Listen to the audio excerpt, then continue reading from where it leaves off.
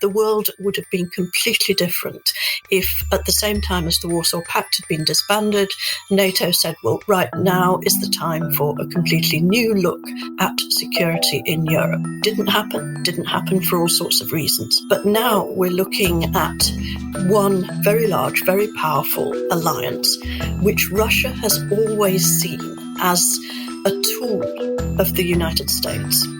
NATO can say it's defensive absolutely as often and as loudly as it likes. Russia doesn't accept that.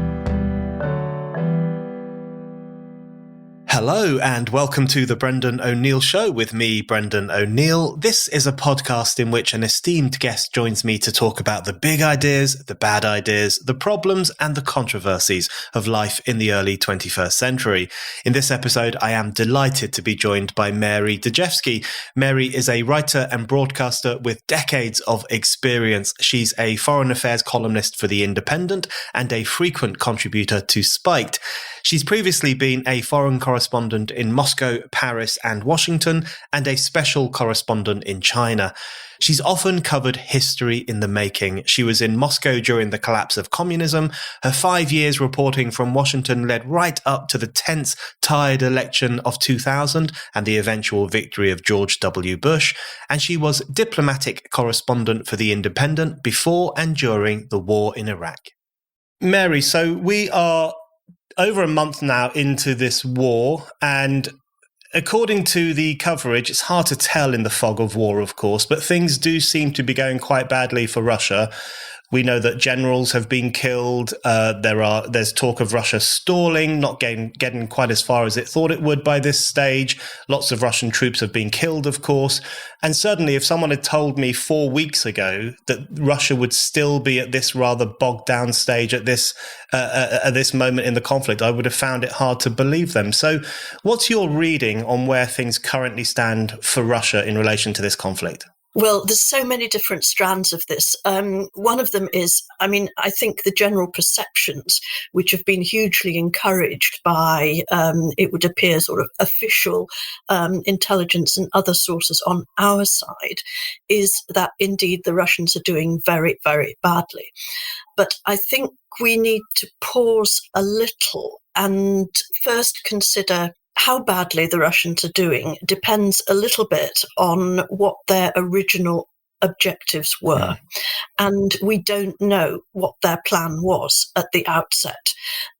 We've been told that they expected basically to march in on day one, and by day 5 they would have captured Kiev, the government would have rolled over, and a pro-Russian government would be in charge, and that would be that. Now, maybe there was such a plan, but we have no evidence that there was such a plan. And the way that the Russians have, as it were, lined up, they've got a 3-pronged invasion. They've got the invasion from the north, through Kharkiv and towards Kiev. They've got the invasion from the east through the separatist areas, and they've got the invasion from the south, from the Black Sea. And I think each of those has been going in a different way. And it's wrong, really, to talk about Russia's difficulties without talking also about the relative success, especially at the outset, of the invasion from the south. And Russia made quite a lot of progress there. And it's got stuck in 2 places. It's got stuck in Mariupol, which is a crucial port and absolutely vital to all sorts of aspects of Russia's ambitions. And it appears to have got stuck on the way to Odessa at somewhere called Mykolaiv. This is something relatively new that they seem to have stalled there, because in the first 2 weeks they were making quite a lot of progress in the south, which they weren't making in the north. And I think we need to look at that. We've also discounted pretty much what's been going on in the east, which has been relatively easy for Russia because that's where really the bulk of its support is. But we're getting very conflicting reports from there. Some people say that the reception hasn't actually been as ecstatic as Russia hoped for. Other people say, well, actually, Russia just sort of walked through it, and it's not territory that's currently at issue. So I think there's a lot we don't know. That's a very useful overview, and it leads me on to my next question, really, which is, as you say, we don't really know what the plan was, what Russia's war plan was, what its ultimate aims are. But I want to ask you a little bit about why it invaded, even if we don't know where it's going to go, how it wants things to end. Just looking a little bit at why and the run up to this conflict. So, of course, anyone right now who mentions NATO expansion or any problems caused by the West over the past 10 to 20 years runs the risk of being called a Putin apologist. We're all very aware of that. But I want to ask you about this because this is something you've written about very well and very extensively in recent years, including on Spiked, which is just the sometimes rather reckless role played by NATO's eastward expansion in relation to Russia and Russian security concerns. And I want to ask you, how important do you think that still is in this discussion, even as we recognize that this war is Russia's responsibility? It was Russia's conscious decision to go into Ukraine. How important do you think those earlier actions were in creating these kind of regional tensions around Ukraine and Russia? Well, I mean, I was as absolutely flabbergasted as anybody by the fact that Russia decided to invade rather than simply trying to consolidate its position in eastern Ukraine. That would have seemed so much simpler. That all-out invasion that Russia launched, I mean, that just seemed completely extraordinary. In the context of NATO expansion and all the things that have been going on, I mean, my view has always been that NATO expansion has been absolutely crucial in all this. Now, we should probably stop here, and I recognise that the term NATO expansion is rejected by people who say, well, the vast majority of people on the Western side say it wasn't expansion of NATO, it was sovereign countries deciding to join an alliance whose protection was very much in their interests. And you look at it now with the benefit of hindsight and you say, well, on the one hand, countries like Poland and the Baltic states, weren't they right to seek the protection of NATO? That's one way of looking at it. It's not my way of looking at it because I think that is a sort of after-the-fact justification. The way I would look at it is that the way the door was opened to East and Central European countries joining NATO, which had the effect of bringing the borders of the Western Alliance practically up to Russia's borders, whereas before it had a buffer zone of a sort of way which made it feel that bit more secure.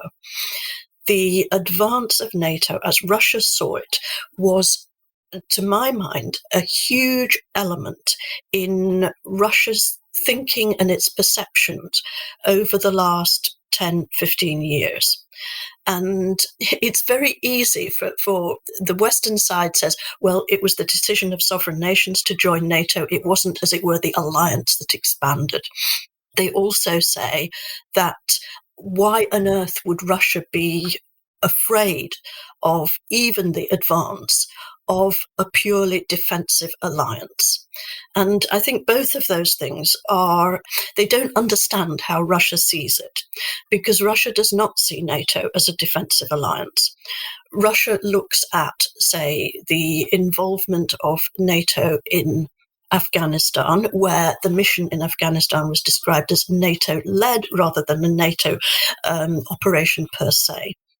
They talk about Iraq, which of course wasn't itself a NATO operation to begin with, but it had elements of NATO. They look at Libya, and it doesn't really matter whether technically those were NATO pioneered missions, which by and large they weren't.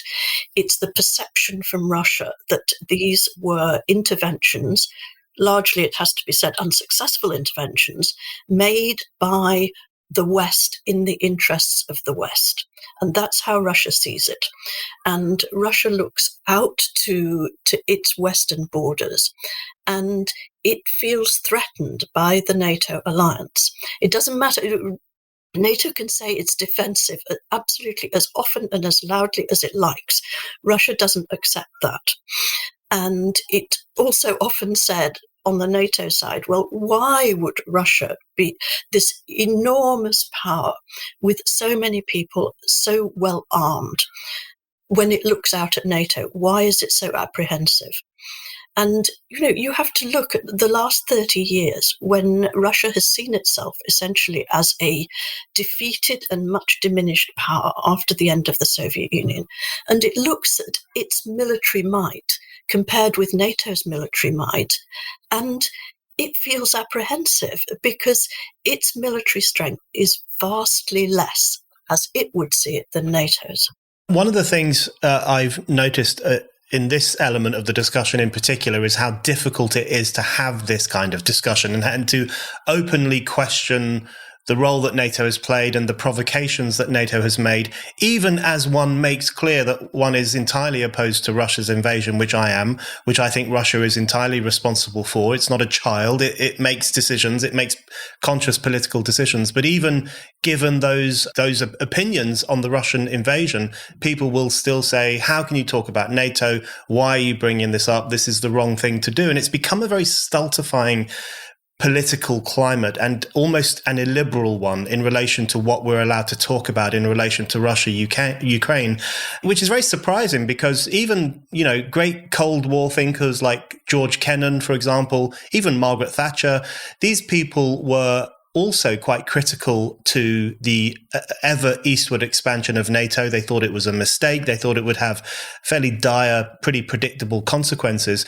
So why now, at this moment, do you think it's becoming difficult to criticize NATO and to have a genuine reckoning with what might have brought about the tensions we're currently seeing? Well, I think it's largely with the benefit of hindsight, because as I mentioned before, the Baltic states, Poland, Czech Republic, Eastern Central European countries that joined NATO after the collapse of the Soviet Union and the Soviet Empire, that it's so much easier to say that those countries were justified in wanting to join NATO because they saw the threat from the East accurately, whereas maybe the French and the Germans, who were less hawkish in that wanted to deal with Russia more, that they were wrong. And it was the Eastern Central Europeans who, partly by virtue of history, partly by virtue of proximity, that they were right in seeing Russia as an aggressive power. And that's a much easier view to take now than it has been in the past. And to say, as I've said, well, Russia has its own security concerns and it sees itself as by far the weaker party. And of course, that's doubly difficult to say now in the context of what I agree with you is a completely unprovoked act of aggression by Russia against Ukraine. But you pointed out the various states, people, and a lot of academics and practitioners who say that the expansion of NATO, call it the expansion of NATO for shorthand's sake, that this was a huge mistake at the end of the Cold War. And, I agree with that.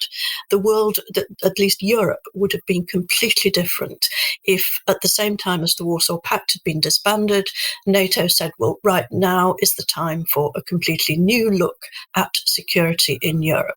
Didn't happen for all sorts of reasons. But now we're looking at, one very large, very powerful alliance, which Russia has always seen as a tool of the United States.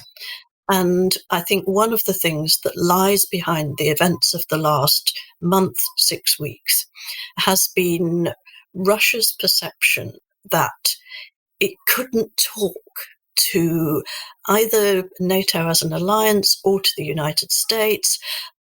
The European Union, it doesn't really reckon as a player in the security context. But Russia put out a lot of feelers through October, November, December. December, it actually tabled some proposals for talks on security in Europe. And they were picked up in a rather half-hearted way by the United States. They were rejected completely out of hand by NATO. And I think Russia felt that there was really no future in that approach. It had tried proposing talks. And it was interesting that at the same time, Putin said something that I may be wrong, and I may just not know this, but he said something I hadn't heard him say before, which was that that Ukraine joining NATO, or as he put it rather neatly, NATO in Ukraine rather than Ukraine in NATO, by which he meant the training and the arming of Ukraine that's been going on now for the best part of 7 years. Putin said that Ukraine in NATO or NATO in Ukraine was a red line for Russia. And, partly because maybe the last memory of red lines was Obama's red line about chemical weapons in Syria, maybe just because that expression has become so commonplace. I think it wasn't really noted with maybe the seriousness that it should have been noted at the time. There are so many things I'm interested in that I want to know more about, and that's why I love having Wondrium. Wondrium gives me the freedom to explore an almost limitless library of topics. For instance, we've been talking about Russia on today's show, trying to understand what drives Russia's behavior, and if, like me, you want to go beyond the headlines and the media caricatures and learn more about Russia, then I would recommend checking out the Wondrium series, Understanding Russia, A Cultural History. It's presented by Professor Lynn Ann Hartnett, an expert in Russian history and culture. She leads you through 24 episodes looking at the reigns of Ivan the Terrible, Catherine the Great, the Romanovs, all the way through to modern-day Russia under Putin. And it's not just about the politics. You'll learn loads about Russia's rich cultural history too. Art, literature, and music are all covered in depth. It's a must-watch. And if you want to get away from the news, then of course you can learn about anything and everything on Wondrium. History, art, literature, cooking, you name it, Wondrium has it. And all of this comes with unlimited ad-free access for a fraction of the cost of a university course and with no homework or grades. Plus, you can take your learning on the go with the Wondrium app and watch or listen along just like you do with a podcast. Trust me, I know you're going to love Wondrium as much as I do. So sign up now through my special URL to start your free trial. Go to wondrium.com/Brendan. That's wondrium.com/Brendan. So speaking of Putin, I wanted to ask you about his broader motivations. So we know that Putin and the Russian elite more broadly were agitated by the expansion of NATO and considered it to be a threat to their integrity and to their borders and to the satellite states around them as well. But what about Putin's broader concerns? Because we read so much stuff about Putin and it's very difficult to know what's true and what isn't. And I think one of the trends in the West at the moment, the Western coverage, is to psychologize Putin. So he's a madman, he might be ill, he's isolated, he doesn't really know what he's doing, he's a bit crazy. There's that kind of discussion. And then there's also the idea that he really wants to restore the Russian Empire, to restore imperial prestige that Russia enjoyed a long time ago. How do you see it? Why do you think those kinds of ideas have become the focus of the discussion about Putin? And how do you see his real motivations? I think it's entirely predictable and entirely natural after the invasion of Ukraine to say Putin's mad, he's irrational, and to an extent that fits in with a lot of the sort of descriptions of Putin especially over the last 10 years, where he's really been demonized in the West as this gigantic hate figure. And it's much easier to dismiss him in that way than it is to try and figure out what his motivations are and how he might look at the world. And of course, with the invasion of Ukraine, it was so much easier to say, this guy he's completely reckless. He's dismissed all the rational arguments against invading Ukraine, which were there were dozens of arguments why this was always going to be a risky venture for Russia. And, those of us who said it wasn't going to happen, it was on the basis that it was too risky. There were too many things militating against it to think that Putin would actually go ahead and do it. Now, I think there are two things which I sort of reject in Putin's thinking. One of them is the idea that he wants to rebuild either the Soviet Union or the Russian Empire. I don't think that's what it's about. Again, it's very easy to say his whole approach to the world is one of expansion and aggression. And I don't think that's true. I think that Russia has had a very difficult time, as indeed the UK has and France has, in getting used to a world either without an empire or with a very contracted empire. And that's been as difficult for Russia as it has been for anybody else. And the timescale has been much shorter. But I don't think that Putin is about resurrecting. I know the famous quote about Putin saying, the collapse of the Soviet Union was the greatest geopolitical disaster of the last century. He has explained that as saying that he meant it in Russian domestic terms, that it caused all sorts of poverty and domestic disruption. And he says that he meant it in that light, not in terms of regretting that the Soviet Union was in the past. I do think that he had an agenda of trying to make Russia respected again and a great power in the world. And I don't mean that in terms of territory or in terms of force of arms. I mean it in terms of being treated with respect as a fully paid up member of sort of global society, commensurate with Russia's size and its history. And I think when Putin came to power, he felt that wasn't recognized. And probably until 4 weeks ago, people in Russia would have felt he'd done a pretty good job of rebuilding Russia's place in the world. There's another motive which is often attributed to Putin, which is the idea is he sees a successful and prosperous democracy in the making just across Russia's borders. And he sees that as a threat to Russia because it illustrates that it would be possible in a post-Soviet country like Ukraine, a big post-Soviet country, to have an alternative, and that would be a threat to Putin and to Russia as it's currently organized. I actually don't see that. After the Orange Revolution in Ukraine, 2004, 2005, Ukraine had a very militantly pro-Western government, and Russia didn't make any move then. And I don't think it's the sort of government that Ukraine has that Russia has a particular problem with. It also needs to be noted that, in GDP terms, per capita GDP terms, and in wealth terms, Ukraine is a poorer country than Russia is. And that has to be understood. So I think, yes, Putin wanted to rebuild respect for Russia, but no, he didn't want to rebuild the empire, he didn't want to rebuild the Soviet Union, and he wasn't wary of, it might be seen as an alternative model on his doorstep. Okay, I want to ask you about how should someone indicate their support for Ukraine? I know that might sound like an odd question, so let me briefly explain.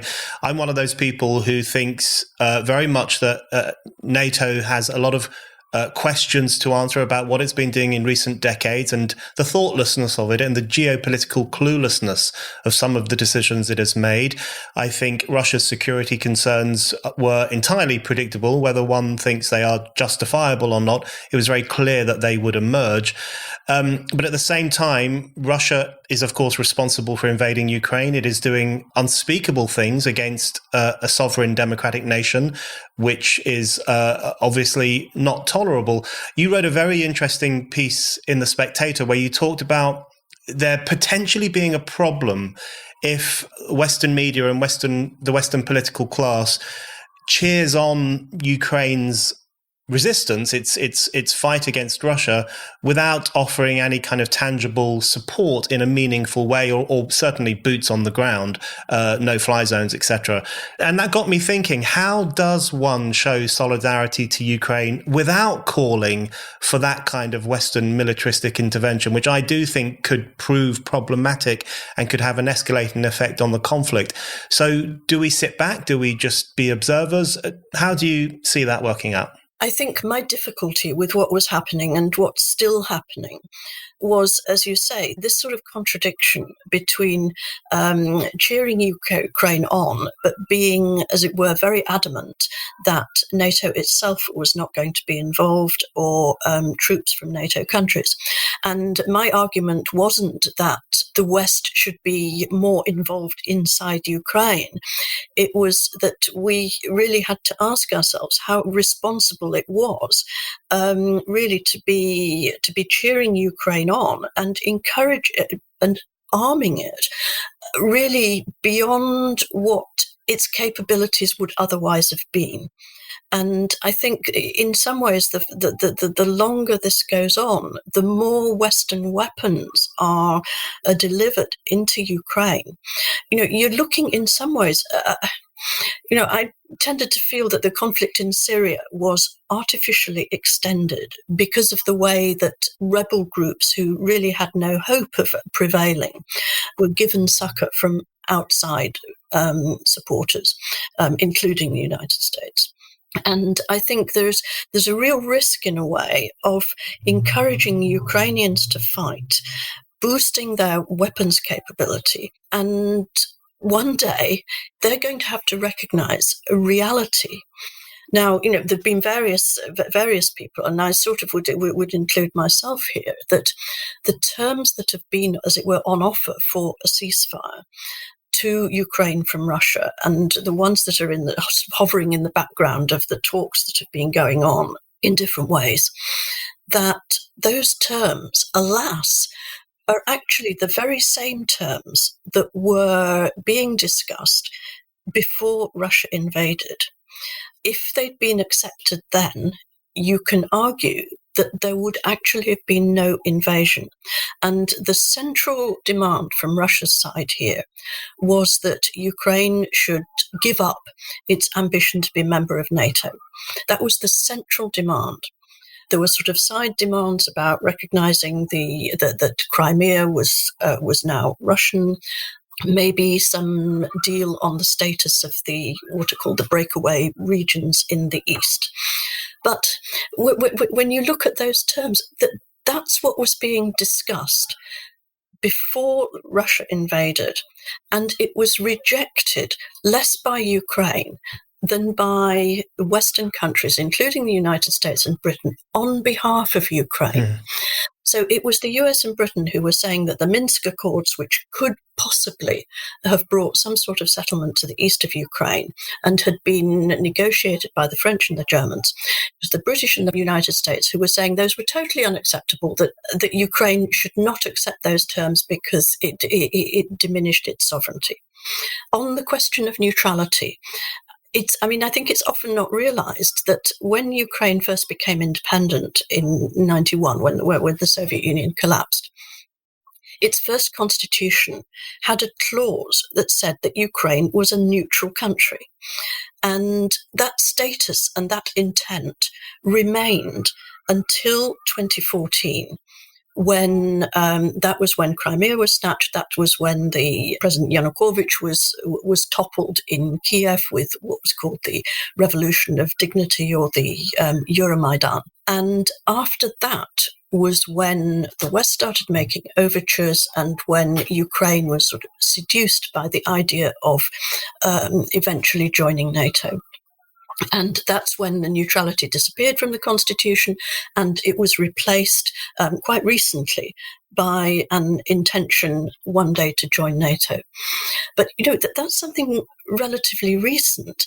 And if Ukraine had continued with its pledge of neutrality, we really shouldn't be where we are today. Okay, just one final question, if I may, Mary. Following on from that, it's a very complex issue, so I know you won't be able to cover all of it. But if Ukraine were to make a deal with Russia of its own accord that would reinstitutionalize neutrality and swear off any joining of NATO, I would be perfectly happy for them to do that. Ukraine is a sovereign nation. It should have the right to make these decisions without NATO breathing down its neck and without having a gun pointed to its head.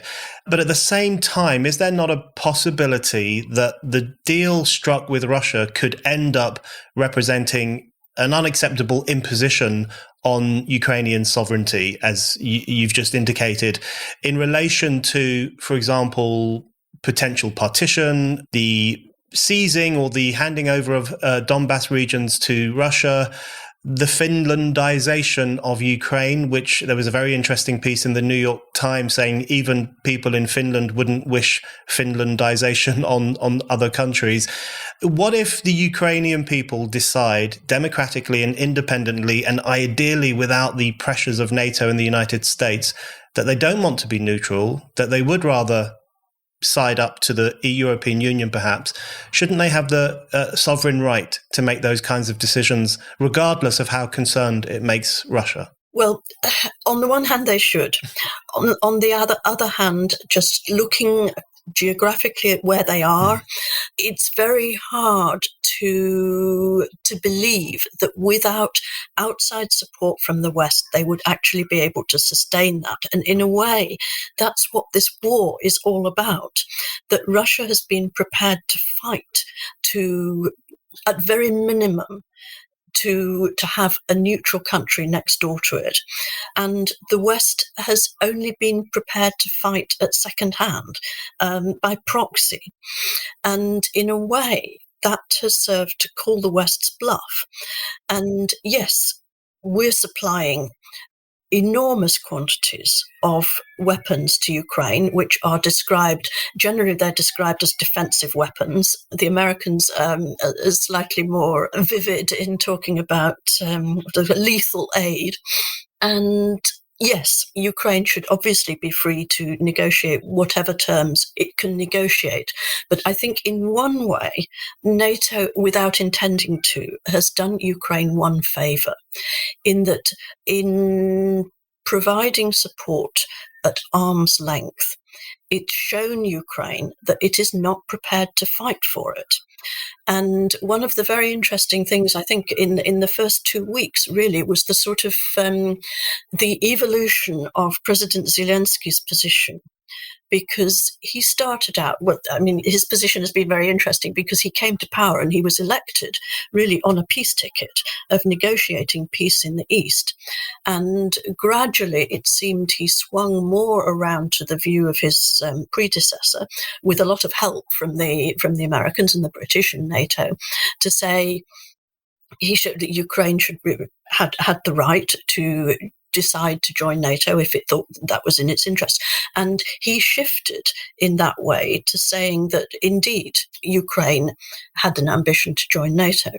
Now, what happened in the first 2 weeks of the war was that Zelensky became hugely disillusioned with NATO. And, we've all seen the broadcasts that he made to the British Parliament, to the US Congress, to the German Bundestag, to the EU Parliament. And practically on all of these, he expressed huge dissatisfaction with, great, thanks a lot for all the arms and the weapons and everything you're sending us. But what you've shown is that you're not going to let us join NATO, and we're never going to enjoy the protection of Article 5 NATO. And it seemed to me that there you had a recognition on the part of Ukraine, which should provide a direct line to a peace settlement, because that had illustrated to Zelensky himself and to Ukraine that NATO was not going to fight for them. It wasn't going to provide them the protection of Article 5, and that neutrality in that case was really going to be its best option. At the moment, Zelensky is saying that any terms of a peace settlement will be put to a referendum in Ukraine. And of course, that injects enormous amount of uncertainty for the future. And you sort of think, well, maybe these things are actually better negotiated by the politicians in charge. But we'll have to see how that plays out in the next couple of weeks. Mary, thank you very much. Thank you.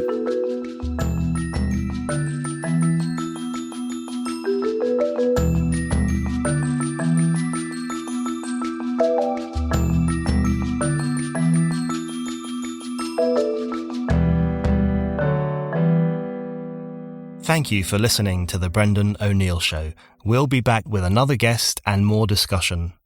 Don't forget to subscribe, and in the meantime, keep reading Spiked at www.spiked-online.com.